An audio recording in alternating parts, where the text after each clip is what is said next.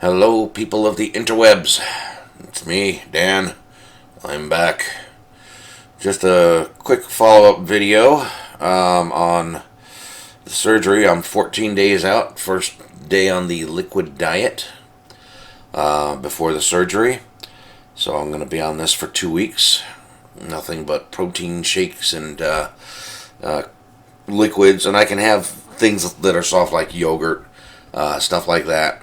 I did have my procedure done where they take a what's it called, a laparoscope, basically a camera on a long tube, little camera on a long tube that's got a light in it, and they look in your stomach, and there was nothing unusual, a couple of abscesses that they took little biopsies of, and the surgeon said, if you hear from me, then it'll just be an update on what if there's anything wrong. If you don't hear from me, everything's cool. I haven't heard from him, so everything's cool.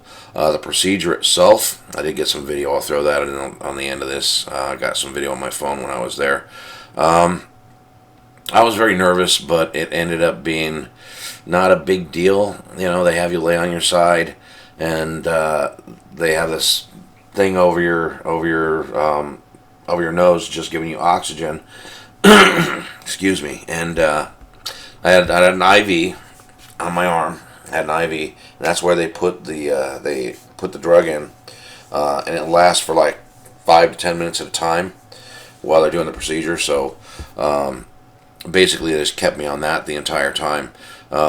And from my perspective, it was really just, okay, we're going to start giving it to you now. And then it felt like I was waking up from a dream, and I just started waking up. I was coughing a lot. It did irritate my throat, and my mouth was extremely dry.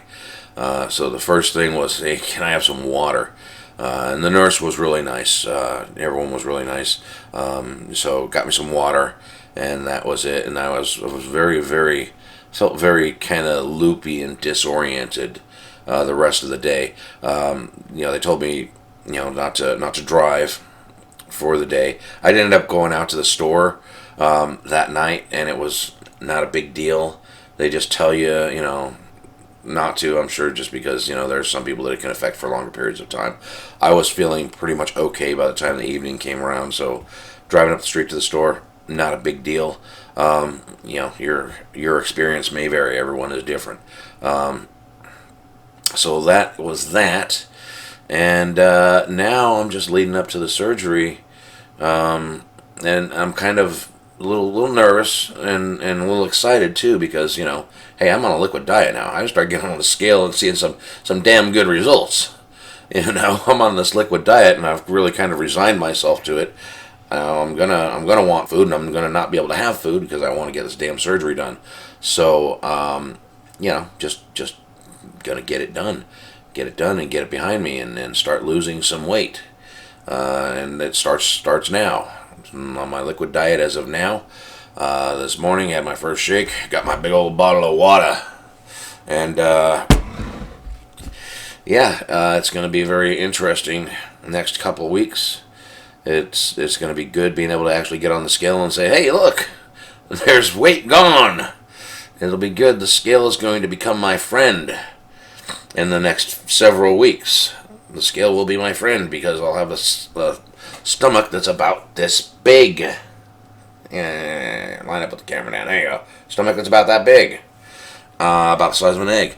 So it's going to be very interesting. I remember when my wife had this done, she had the exact same thing done. She had the Roux-en-Y bypass done. And for her, it was a period of maybe 6 months of finding out what it was that would make her stomach hurt. And I remember her often saying, oh crap, I ate too much and my stomach is hurting now, and or oh, I shouldn't have eaten that, my stomach is really not doing well with this. So it's going to be a big learning experience, and since I am a YouTuber, I'll be recording it because hey, maybe somebody wants to see it out there. You know, like I said before, maybe it can help someone in getting this process, you know, this sort of thing done, because it really is. I've seen firsthand. It's been an enhancement on my wife's life, her quality of life.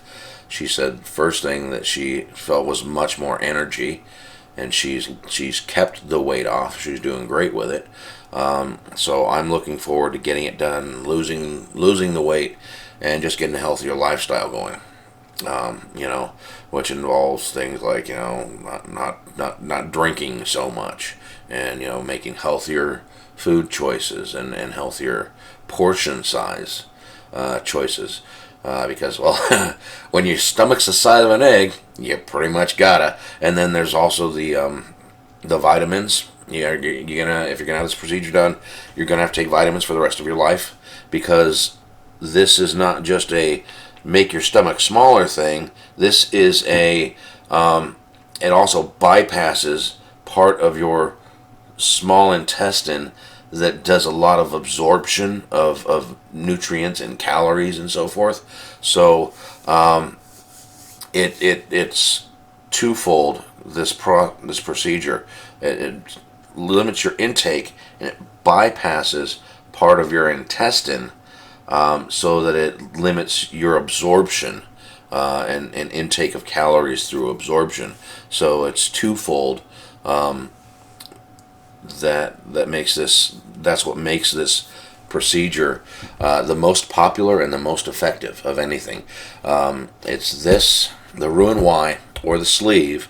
There used to be the lap band, which is where they put a little inflatable thing around your stomach, and they do it with a laparoscope. You know, not cutting you open, but with a laparoscope going through little incisions in your abdomen. That's fallen out of practice because it's very, very ineffective, and that's what time has shown, and use. And there are often complications that can come of it that just don't. It's just fallen out of use. It's not worth it anymore. The lap band is basically it's not worth it. So the sleeve, which gives you about a 2 to 3 ounce, I think, pocket.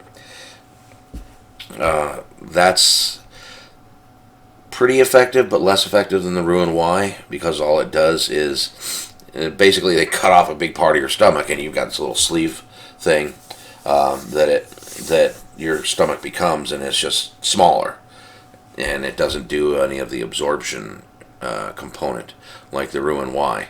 I originally had planned on getting the sleeve, and that's because I was being a chicken shit about it. I'm like, well, you know, I'll be able to at least eat a little bit more. And then I was thinking about it and looking at myself in the mirror and saying, no, don't be stupid. You're going to have a surgery done. Get the one that's the most effective. Learn to eat the right freaking way. Lose the freaking weight. That's it. That's all. That's what I'm going to do. So I decided that and changed it up.